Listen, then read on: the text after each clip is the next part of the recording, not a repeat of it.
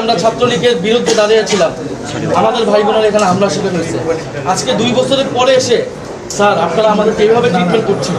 আমার মনে হয় আমাদের একটু বলতে দেন। আমি মনে হয় এটা আপনি কেন ঢাকা বিশ্ববিদ্যালয়ে বিদ্যুৎ থাকবে না? আমরা সাভারে কর্মসূচি করেছি, সাভারে বিদ্যুৎ নাই। এটা আমাদের কাছে এটা নতুন না। বিদ্যুৎ বন্ধ করে দিয়ে আমাদের ওখানে ককটেল হামলা করা হয়েছে। এখানে কোনো পরিকল্পনা থাকলে সেটা করেন।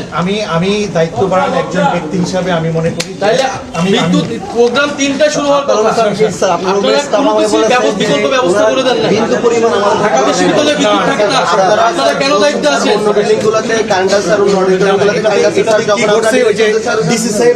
আপনি তাহলে পদত্যাগ করেন, আপনি ডিন হিসেবে পদত্যাগ করেন আজকের এই ঘটনার জন্য।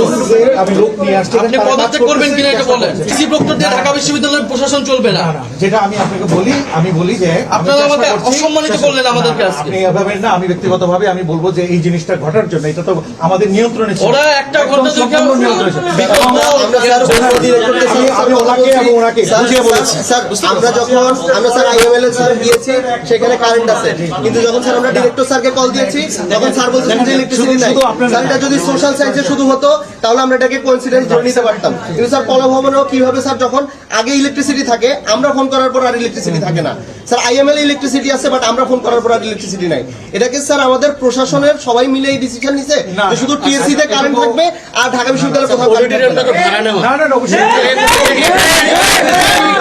যদি না থাকে স্যার ব্যবস্থার দায়িত্ব আপনারা আপনি নিরাপত্তা মনে করেন একটা দলের কি না শুধু সরকার দলের এইভাবে এটা দেখবেন না। আপনারা হয়তো আমাকে ব্যক্তিগতভাবে আমি এই ফ্যাকাল্টির স্টুডেন্ট আমি তো ওই ফ্যাকাল্টির একজন অভিভাবক হিসাবে আমি মনে করছি এই ঘটনাটা যেইভাবে ঘটেছে এটুকু আমি বলছি যে এই ঘটনাটার সাথে আমি অন্য কোনোভাবে রিলেট করার মতো আমি তো ব্যক্তিগতভাবে দেখছি না, কারণ আমি আপনি ঢাকা বিশ্ববিদ্যালয়ের শিক্ষক, আপনাকে সম্মান করি, শ্রদ্ধা করি, আপনি অন্যভাবে নেবেন, কিন্তু আপনি এখন একটা প্রশাসনিক দায়িত্বে আছেন। আমি ওই জন্য প্রশাসনিক দায়িত্বে আছি, আমরা এগুলো বুঝি। ফলে এটা অবশ্যই এখানে বিরোধী দলের প্রতিনিধি আসবেন একজন, এখানে জাতীয় ছাত্র শক্তি তারা কর্মসূচি করতেছে, ঢাকা বিশ্ববিদ্যালয়ে একটা ক্রিয়াশীল ছাত্র সংগঠন, সেখানে 1-1.5 ঘন্টা ধরে বিদ্যুৎ নাই। এটা স্যার আমি আপনাকে বলি বিশ্ববিদ্যালয়ে এখন হাঁটু সমান পানি উঠতেছে, আমি আপনাকে বলি মানে এইটা কি এই সরকারের নমুনা? আমি 3.5 ঘন্টা পর্যন্ত জেনারেটর চলেছে, জেনারেটর বন্ধ হয়ে গেছে। আপনারা যদি একটু খেয়াল করে দেখেন যে কতক্ষণ ধরে শুধু তাই না আমাদের কিন্তু আপনাদের প্রোগ্রাম না, এর সাথে সাথে কিন্তু পরীক্ষা আছে, আপনি জানেন তো। আমার ছাত্রীও কিন্তু পরীক্ষা দিচ্ছে, নিচে কষ্ট করে দিতেছে, এবং আমাদের শিক্ষকরাও উপরে রয়েছে।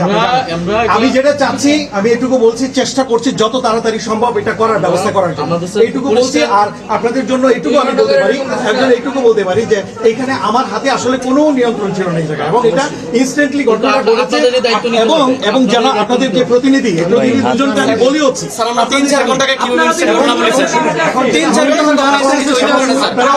আপনারা বলেছিলেন একটু অপেক্ষা করে আমরা যখন আমি কি বলি, আমি আপনার ছাত্র স্যার, আমরা যখন অডিটোরিয়ামটি বুকিং নিয়েছি, আপনারা এই ফ্যাকাল্টির হিসেবে আপনাদের ফ্যাকাল্টি থেকে ভাড়া দেন স্যার, আপনাদের উচিত ছিল যে এখানে একটা প্রোগ্রাম আছে এবং সেখানে বিশ্ববিদ্যালয়ের কর্মসূচি কোথায় আজকের দিন নিয়ে না আমাদের বিশ্ববিদ্যালয়ের 15 জুলাই 16 বিশ্ববিদ্যালয়ের কর্মসূচি কি